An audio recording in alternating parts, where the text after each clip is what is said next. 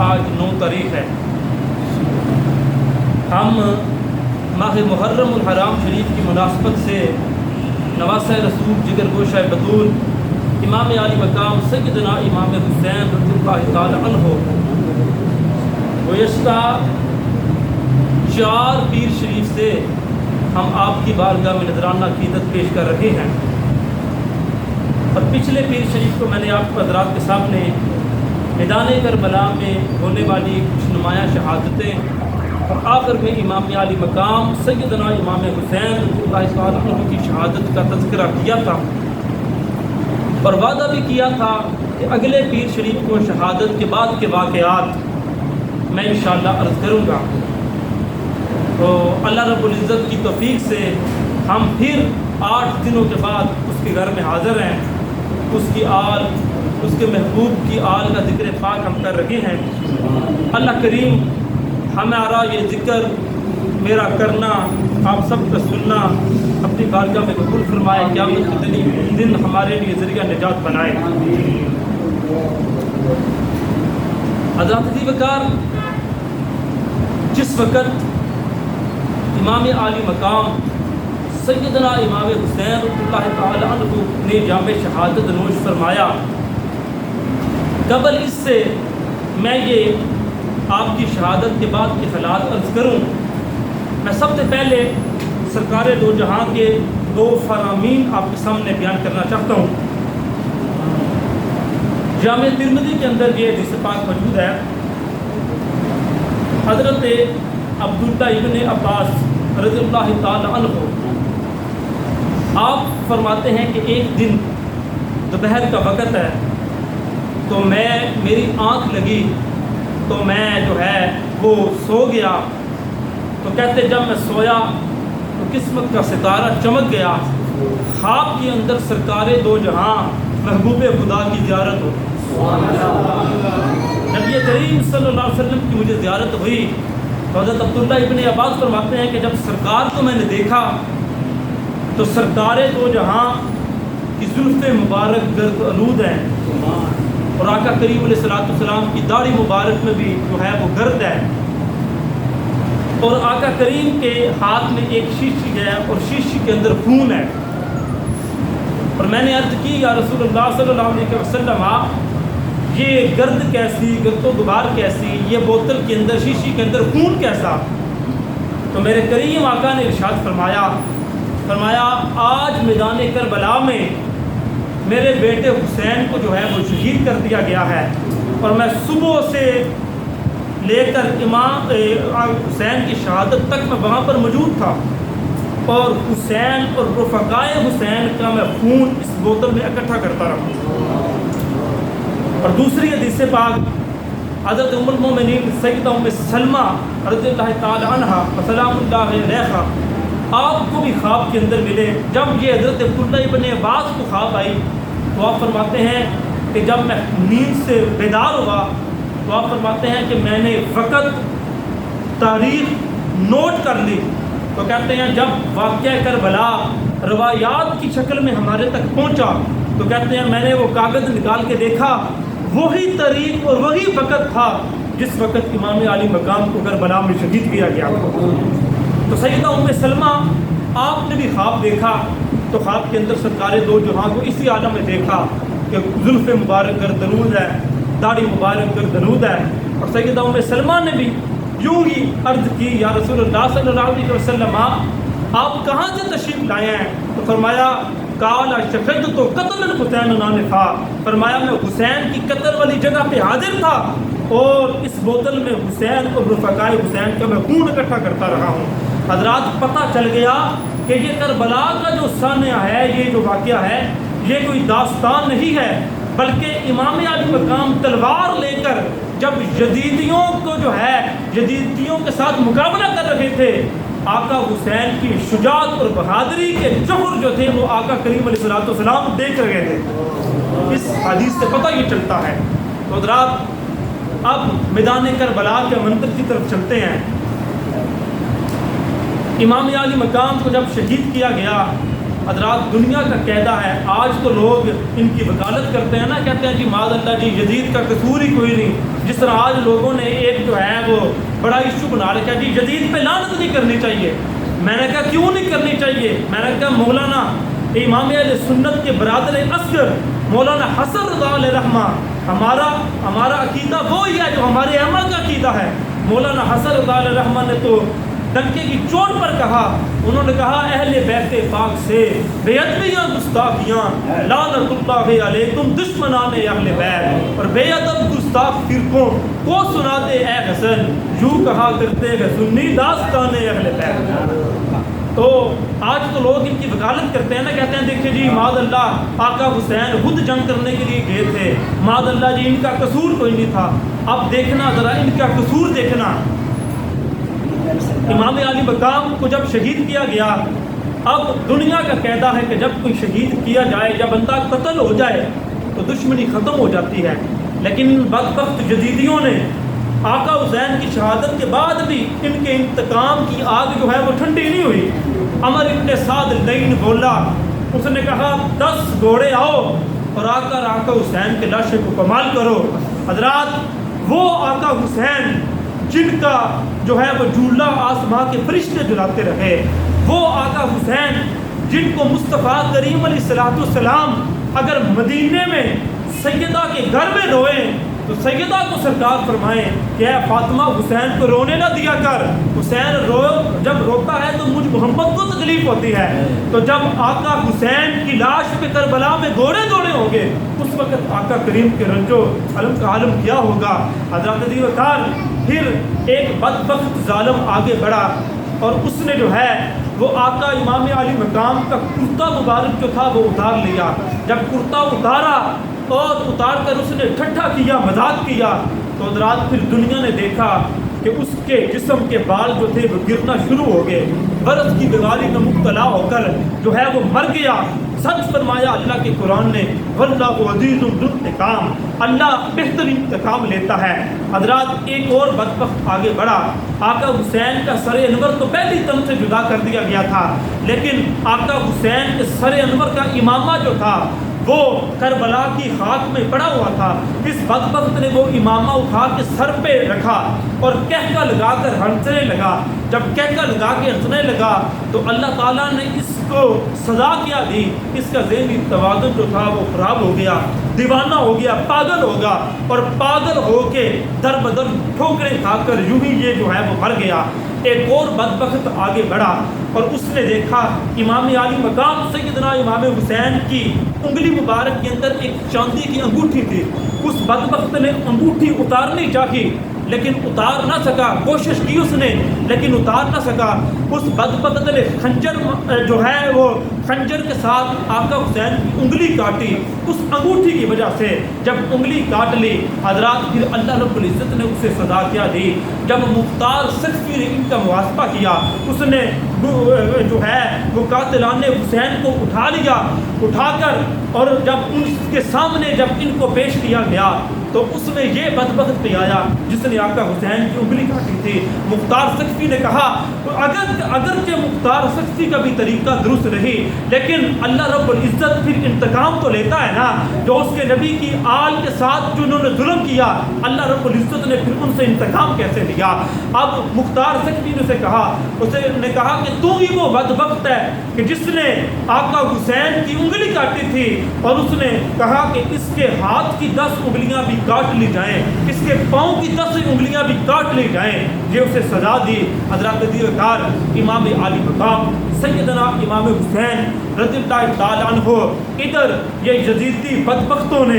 اپنے جو ان کے قتل ہونے والے تھے، جو واسطے جہنم یزیدی ہوئے تھے، عمر ابن سعد نے کہا کہ ان کے لاشیں اکٹھے کرو۔ انہوں نے بدبختوں نے اپنے جو ہے قتل ہونے والے ان کو جو ہے وہ کفن بھی پہنایا اور ان کے جنازے بھی پڑھے، لیکن نبی کی آل اہل بیت کے لاشیں جو ہے وہ 3 دن تک بے گور کفن پڑے رکھے، کسی نے غسل نہ دیا، نہ کسی نے جنازہ پڑھا۔ حضرات وقار ابھی بھی لوگ ان کی وکالت کرتے ہیں، ابھی بھی لوگ کہتے ہیں جی ان کا قصور کوئی نہیں، انہوں نے کچھ کیا نہیں۔ تو میں کہتا ہوں کہ پھر اس دن تمہیں پتہ چلے گا کہ جب قیامت کے دن ایک طرف سرکار دو جہاں اور ان کی اہل بیت کھڑی ہوگی، اور جب اللہ رب العزت تجھے جدید کے ساتھ اٹھائے گا پھر اس وقت پتہ چلے گا کہ نبی کی آل کا مقام کیا ہے، آقا حسین کا مقام کیا تھا۔ حضرات عزیز وقار، مصطفیٰ کریم کے یہ نواسے، ادھر انہوں نے جو ہے وہ جنازے پڑھے اپنوں کے،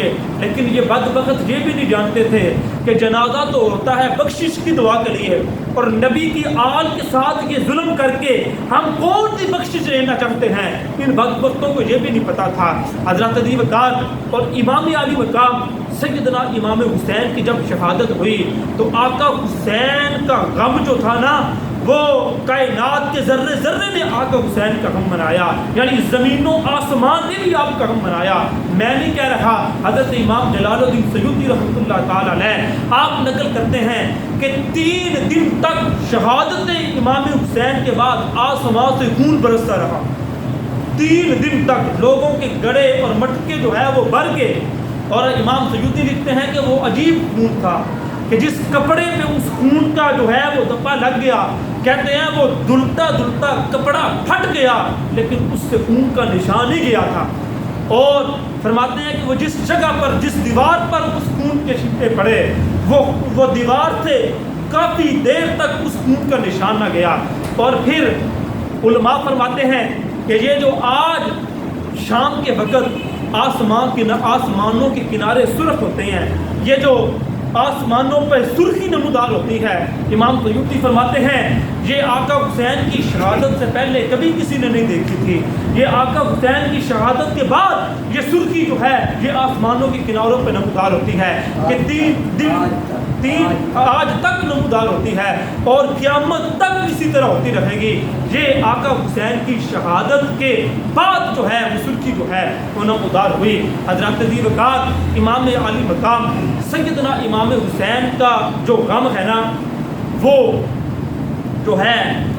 مخلوق عدل و سماعت کے اندر بھی آپ کا غم جو ہے وہ منایا جاتا ہے۔ حضرات، میں بات کرنا چاہتا ہوں حضرت عبد الرحمن بن جامی رحمۃ اللہ تعالی علیہ، آپ نے ایک حقائق نقل کی ہے۔ آپ فرماتے ہیں کہ حضور آقا علیہ السلام جب ہجرت کر کے مکہ سے مدینہ شریف تشریف لے کے جا رہے تھے تو رستے کے اندر ایک کٹیا آئی اور ایک عورت کے ہاں سرکار دو جہاں رکے، جسے ام معبد کہا جاتا ہے۔ ام معبد کی کٹیا میں سرکار رکے، اور یہ وہی ام معبد ہے کہ جس کی بکری دودھ دینے کے قابل نہیں تھی، سرکار دو جہاں نے اپنا جد اللہ والے گورے گورے ہاتھ لگائے اور اس بکری کو جو ہے وہ دودھ دینے کے قابل کر دیا۔ بلکہ اس مائی نے کہا آقا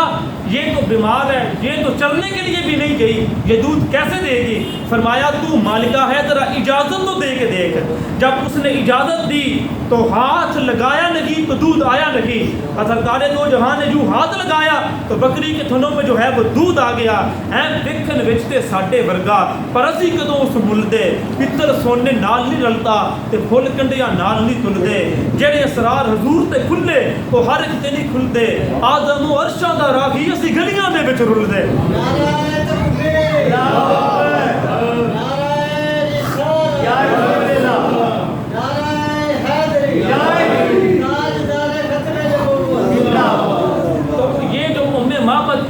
اس کے گھر میں حضور نے قیام کیا تھا، اس کی ایک خالہ زاد بہن تھی، اس کا نام تھا ہند۔ تو وہ ہند کہتی ہے کہ ایک دن ہماری قسمت کا ستارہ چمک اٹھا کہ نبیوں کے قافلے کی سالار خدا کے محبوب ہمارے گھر میں تشریف لے آئے۔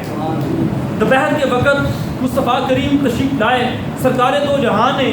آپ کہتی ہے کہ انہوں نے سرکار دو جہاں نے ہمارے گھر کے اندر قلولہ فرمایا، اور جب قلولے سے آپ فارغ ہوئے، بیدار ہوئے، تو سرکار دو جہاں نے آپ نے کہتے ہیں کہ سرکار نے ہم سے پانی مانگا، تو ہم نے پانی کا پیالہ جب سرکار کو پیش کیا تو سرکار دو جہاں نے جو پانی پیا، اور کچھ پانی جو تھا نا وہ سرکار دو جہاں نے اپنے منہ مبارک میں ڈال کے اور ہمارے گھر کے خیمے کی طرف سرکار نے کلی فرمائی، یعنی سرکار نے اس پانی کے اندر اپنا لعاب دخل شامل کر کے وہ ہمارے گھر کے باہر سرکار نے کلی فرما دی۔ اب سرکار کا لعاب دخل بھی کوئی معمولی تو نہیں نا، سرکار کا لعاب دخل تو وہ ہے کہ جو مولا علی کی آنکھوں میں پڑ جائے تو فاتح خیبر بن جائے۔ جو جابر کی ہنڈیاں میں پڑ جائے تو ہزاروں کا لشکر کھانا کھا جائے، جو معاذ کے بازو پہ لگے تو کٹا ہوا بازو جڑ جائے، جو مدینے کے کھارے کنویں میں پڑ جائے تو قیامت تک کے لیے میٹھا ہو جاتا ہے۔ تو حضرات عزیز وقار یہ سرکار کا لعاب دخل ہے۔ تو حضرت ہند کہتی ہیں کہ سرکار نے کھلی فرمائی، کہتی ہیں سرکار تھوڑی دیر تشریف فرما رکھے، پھر سرکار جو ہے وہ تشریف لے گئے۔ جب سرکار تشریف لے کر گئے تو کہتی ہیں وہ معاملہ تو ختم ہو گیا، کہتی ہیں رات ہوئی ہم سو گئے، جب ہم صبح اٹھے تو ہم نے کیا دیکھا کہ وہ جگہ جس جگہ پر سرکار نے کلی فرمائی تھی وہاں پر ایک بڑا قد آور اور پھلدار درخت لگا ہوا ہے، اور اس درخت کے اوپر جو ہے وہ بڑے ہی اچھے اچھے پھل جو ہے وہ لگے ہوئے ہیں، ایسے پھل ہم نے آج تک دیکھے نہیں تھے۔ تو کہتی ہیں کہ جب ہم نے وہ پھل کھائے تو پھر ہماری حیرت کی اور انتہا نہ رکھی کہ وہ پھل جو تھے آج تک ایسے ذائقے دار پھل ہم نے آج تک نہیں کھائے تھے۔ تو کہتی ہیں اس درخت کے پھل کی خصوصیت یہ تھی کہ اگر کوئی بھوکا کھاتا تھا اس کی بھوک مٹ جاتی تھی، اگر کوئی پیاسا کھاتا تھا تو اس کی پیاس بجھ جایا کرتی تھی، اگر کوئی بیمار وہ پھل کھاتا تھا تو اسے اللہ بیماری سے شفا عطا فرما دیتے تھے، اگر وہ کوئی بکری یا کوئی اونٹنی وہ پھل کھاتی تھی تو اللہ کریم اس کے دودھ میں برکتیں عطا فرما دیا کرتے تھے۔ تو کہتی ہیں کہ وہ ایسا درخت، کہتی ہیں وقت گزرتا رہا، ایک دن ہم رات کو سو کے صبح اٹھے تو ہم کیا دیکھتے ہیں کہ اس درخت کا پھل جو ہے وہ نیچے گرا ہوا ہے اور اس درخت سے آب و ہوا کی آوازیں آ رہی ہیں۔ تو کہتی ہیں کہ ہم بہت حیران ہوئے کہ بھئی ایسا کیا معاملہ ہے۔ تو کہتے ہیں کہ کچھ دن کے بعد ہمارے تک خبر پہنچی کہ مصطفیٰ کریم علیہ السلام کا وصال باکمال ہو چکا ہے، سرکار دو جہان نے ظاہری دنیا سے پردہ فرما لیا ہے۔ یعنی معلوم کہ ہوا کہ سرکار کے جانے کا غم درخت بھی مناتے ہیں، وہ کیوں نہ منائے، کیونکہ میرے نبی کی شان یہ ہے قل یا ایھا الناس انی رسول اللہ علیکم جمیعا، کہ سرکار دو جہاں کائنات کی طرف نبی بن کر آئے ہیں، کائنات میں کوئی چیز ایسی ہے ہی نہیں کہ جس کا اللہ نے محبوب کو نبی نہ بنا کر بھیجا ہو۔ تو حضرات سرکار دو جہاں، تو حضرت ہند کہتی ہیں کہ پھر اس درخت پہ پھل تو لگا لیکن اس رفتار سے اس طرح پھل نہ لگا جس طرح پہلے لگا کرتا تھا۔ کہتی ہیں پھر وقت گزرتا رہا، کہتی ہیں ایک دن ہم پھر رات کو سو کے صبح اٹھے تو ہم نے کیا دیکھا کہ وہ اس کا پھل گرا ہوا ہے اور اس سے آب و وہاں کی آبادی آ رکھی ہیں۔ تو فرماتی ہیں کہ ہم نے کہا کہ آج پھر کوئی لگتا ہے کوئی بڑا ہی عظیم حادثہ پیش آیا ہے، بڑا اندوہناک واقعہ پیش آیا ہے۔ تو کہتی ہیں کہ ہمیں خبر پہنچی کہ آج کوفے کی جامع مسجد میں مولا کائنات علی المرتضیٰ شیر خدا کو شہید کر دیا گیا ہے۔ تو حضرات پھر حضرت ہند کہتی ہیں کہ پھر اس درخت پر پھل نہ لگا، اس کے بعد پھل نہ لگا، پتے لگتے رہے، لوگ اس کے پتوں سے استفادہ حاصل کرتے رہے۔ پھر کہتی ہیں کہ وقت گزرتا رہا، جب 61 ہجری آئی، کہتی ہیں کہ پھر ایک دن ہم رات کو جب سو کے صبح اٹھے تو کیا دیکھتے ہیں کہ اس درخت کے اوپر کانٹے ہی کانٹے ہیں، اس کے پتے جو ہے وہ نیچے گرے ہوئے ہیں اور اس کی ایک ایک شاخ سے ایک ایک ٹہنی سے خون جاری ہے اور اس سے جو ہے وہ رونے کی آوازیں آ رہی ہیں۔ تو آپ کہتی ہیں کہ ہمیں پتہ چل گیا کہ آج پھر کوئی عظیم سانحہ پیش آیا ہے۔ تو کہتی ہیں کہ ہمیں پھر پتہ چلا کہ اس دن جو ہے جس دن جس درخت سے رونے کی آوازیں آ رہی تھی اس دن 10 محرم کا دن تھا، اور اس دن امام عالی مقام سیدنا امام حسین کو میدان کربلا میں ان کے ساتھیوں کے سمیت ان کو جو ہے وہ شہید کر دیا گیا تھا۔ تو حضرات یہ امام عالی مقام سیدنا امام حسین کا جو غم ہے یہ جو ہے مخلوق خدا میں اور مخلوق ارض و سما کے اندر بھی جو ہے وہ پایا جاتا ہے۔ حضرات عزیز وقار کون امام عالی مقام سیدنا امام حسین۔ حضرات پھر اگر دیکھا جائے تو ان جدیدیوں نے جو ظلم مصطفیٰ کریم کی آل پہ کیا، حضرات پھر انہوں نے کیا انہوں نے جو ہے عمر ابن سعد نہیں بولا، اس نے کہا کہ ایسا کرو ان کی جو ہے وہ عورتوں کو جو ہے وہ قیدی بنا لو اور ان کو جو ہے اونٹوں کی ننگی پشتوں پہ سوار کر لیا جائے، یعنی پلان کے بغیر جو اونٹ تھے ان پر جو ہے وہ ان کو سوار کیا گیا۔ جب ان کو سوار کیا گیا کیویں دیواں یاروں میں دل نو تسلیاں عزتاں لولاک دیاں قیدی ہو کے چلیاں، کس شکی کی ہے حکومت، آئے کیا اندیر ہے، دن دہارے لٹ رہا ہے کاروانے اہل بیت پاک سے بے ادبیاں گستاخیاں، لعنت اللہ علیکم دشمنان اہل بیت۔ حضرات اب ادھر عمر ابن سعد جب لے کر جانے لگے نا وہ قافلہ، تو ادھر جب اس مقام پر پہنچے جہاں پر امام عالی مقام اور آپ کے رفقا کے جو ہے سر انہوں نے نیزوں پر جو ہے وہ لٹکا لیے تھے، اور ان کے جو ہے وہ دڑ جو تھے وہ کربلا میں پڑے ہوئے تھے جسم۔ تو جب ان کے پاس سے گزرنے لگی تو سیدہ زینب اونٹ سے نیچے تشریف لائی۔ جب سیدہ زینب اونٹ سے نیچے تشریف لائی اور انہوں نے آ کر دیکھا، اب کیونکہ سر تو ان سے جدا تھے، پہچاننے میں ذرا مشکل پیش آئی، لیکن بہنیں جو ہوتی ہیں نا وہ اپنے ویروں کے جسموں کی خوشبو سے پہچان لیا کرتی ہیں۔ جب سیدہ زینب نے آقا حسین کا جسم دیکھ کر دیکھا تو قریب آ کر گود میں رکھ کے گرد صاف کرتی ہے، اور پھر آقا حسین کے جسم سے جو ہے وہ پیار کرتی ہے، اور پھر منہ مدینے کی طرف کر کے کہتی ہے نانا جان آج ہمارا حال دیکھیں، آج جو آپ کی امت نے جو آپ کی آل کے ساتھ سلوک کیا ہے، آج ذرا اپنا حال دیکھیے، آج ذرا ہمارا حال دیکھیے۔ وہ حسین جسے آپ مدینے کی زمین پر جو ہے وہ ٹھوکر لگ کر بھی گرنے نہیں دیا کرتے تھے، آج اس حسین کی لاش پہ گھوڑے دھرا دیے گئے، آج اس حسین کا سر جو ہے وہ تن سے جدا کر دیا گیا۔ آقا اے نانا جان ذرا آج ہمارا حال دیکھیے۔ حضرات سیدہ زینب نے یہ جب استغاثہ پیش کیا، اور پھر سیدہ زینب نے اپنے آنسو پونچھ کے صاف کر کے اور پھر کہنے لگی کہ اے میرے ویر حسین تیرے جانے کا غم تو بڑا ہے، لیکن ایک بات کی خوشی بھی ہے کہ آج تم نے فتح کو شکست اور شکست کو جو ہے وہ فتح بنا دیا ہے۔ آج قیامت تک لوگ ان پر جو ہے وہ لعنتیں بھیجا کریں گے، اور جب تیرا نام لیں گے پہلے لوگ اپنی آنکھوں سے جو ہے آنکھوں کے ساتھ اپنی آنکھوں کا وضو کریں گے، پھر تم جو ہے وہ تمہارا نام لیا کریں گے۔ اے دشت بلا کو عرش کا زینہ بنا دیا، جنگل کو مصطفیٰ کا مدینہ بنا دیا، ہر ذرے کو نجف کا نگینہ بنا دیا۔ واہ حسین تو نے تو مرنے کو بھی جینا بنا دیا، توحید کی ایک برگ جہندہ ہے حسین، لحاظ کے برباد کنندہ ہے حسین۔ اے ظالم و مظلوم کے انجام میں فرق، ارے مردہ ہے جدید اور زندہ ہے حسین، قتل حسین اصل میں مرگ جدید ہے، اسلام زندہ ہوتا ہے ہر کربلا کے بعد۔ حضرات میں بات ختم کرنا چاہتا ہوں، واقعہ تو یہ ابھی کافی لمبا ہے، انشاءاللہ اگلے پیر شریف کو عرض کریں گے۔ جب قافلہ کربلا سے روانہ ہوا تو ایک جگہ پر پہنچا تو رات جو ہے وہ پڑ گئی۔ اب عمر ابن سعد لعین پلیت بدبخت بولا، اس نے کہا جی اس طرح کرتے ہیں کہ آپ کسی جگہ پر پڑاؤ کرتے ہیں، رک جاتے ہیں، صبح قافلہ جو ہے وہ کوفہ عبید اللہ ابن زیاد کے دربار میں لے کے جائیں گے۔ اب خولی کے پاس نیزہ ہے اور اس نیزے کے اوپر سر حسین ہے۔ اس خولی نے کہا، اس نے کہا میں اس طرح کرتا ہوں کہ میرا گھر ادھر قریب ہی ہے، تو میں یہ نیزہ اور سر حسین جو ہے وہ اپنے گھر لے جاتا ہوں، تو جو ہے نا صبح جو ہے میں سر جو ہے وہ واپس لے آؤں گا۔ تو عمر ابن سعد بولا، اس نے کہا جی ٹھیک ہے تو اپنے جو ہے وہ گھر لے جا۔ اب جب وہ نیزے پر سر حسین لے کے جب وہ آیا نا اپنے گھر کے دروازے کے پاس پہنچا تو اسے یاد آیا، اس نے کہا میری بیوی تو محب اہل بیت ہے، اور وہ جب دیکھے گی تو وہ تو شور مچائے گی، ہو سکتا ہے کہ مجھ سے وہ طلاق ہی لے لے۔ اور اس کو یاد آیا، اس نے کہا میری بیوی ایک مرتبہ حج پہ گئی اور اس نے آ کر مجھے بات سنائی، اس نے کہا ہولی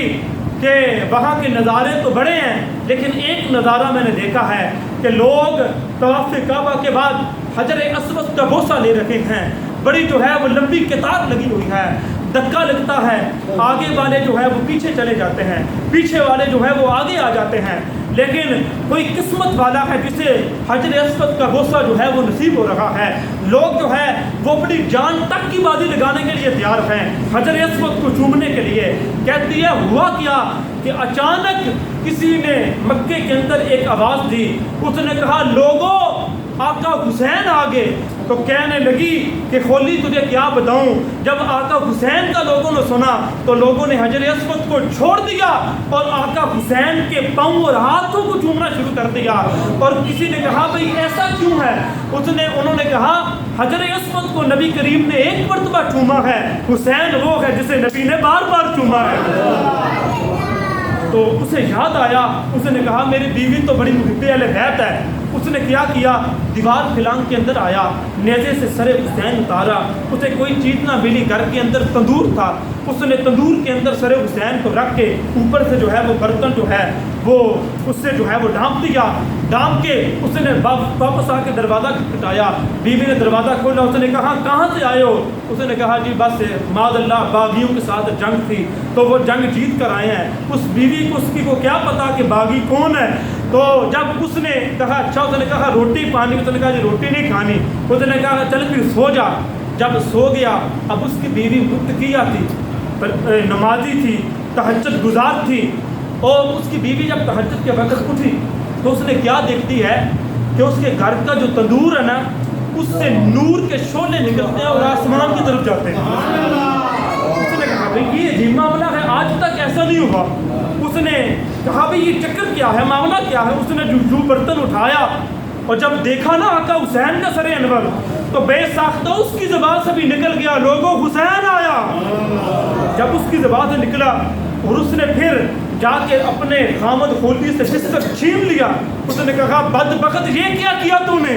تو سارے جہان کی لعنتوں کا توق گلے میں ڈال کے لے آیا ہے، آقا حسین کا سر کاٹ کے لے آیا ہے۔ اس نے کہا، اس نے برقع پہنا، اس نے کہا بس اب تم اور میں جدا ہو رہے ہیں، اب تیرا اور میرا یہاں پر رہ نہیں سکتے ہم ایک چھت کے نیچے۔ اس نے کہا میں جا رہی ہوں، اور خولی نے کہا کہ تو کیسے جا سکتی ہے، تو میری بیوی ہے، طلاق تجھے میں نے نہیں دی، گھر سے تجھے میں نے نہیں نکالا، تو جا کیسے سکتی ہے؟ اس نے کہا، بیوی نے کہا، اس نے کہا جب بندے کا شوہر کا مذہب اور ہو جائے اور بیوی کا مذہب اور ہو جائے طلاق کی ضرورت نہیں پڑتی، طلاق خود بخود ہی ہو جایا کرتی ہے۔ تو خولی بول کے کہنے لگا تیرا مذہب کیا ہے اور میرا مذہب کیا ہے؟ اس نے کہا تو قاتل ہے آل رسول کا اور میں گدا ہوں آل رسول کی۔ اس نے کہا یہ مذہب میں ہمارا فرق ہے، لہذا اس وجہ سے اب تو جو ہے مجھے روکنا۔ اس نے کہا میرے بچے تیرے بنا کیسے پلیں گے؟ اس نے کہا اپنے بچوں کی بدبخت تجھے بڑی فکر ہے، لیکن سیدہ زہرا پاک کا گلشن اجاڑ کے